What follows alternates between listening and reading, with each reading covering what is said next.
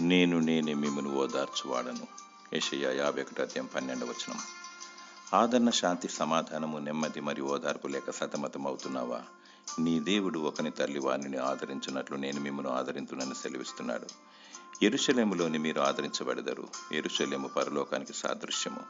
ఈ లోకంలో ఆత్మ విషయమై, నీతి నిమిత్తమై మరియు ప్రభువైన యేసు నామమును బట్టి శ్రమపడినచో పరలోకములో నెమ్మది కలుగును. దుఃఖపడు వారు ధన్యులు, వారు ఓదార్చబడదురు. నిందలను భరిస్తూ, అవమానమును మరియు శ్రమలను సహిస్తూ అంతం వరకు తన సిలువనెత్తుకొని పయనించువాడే పరలోకానికి హక్కుదారుడు.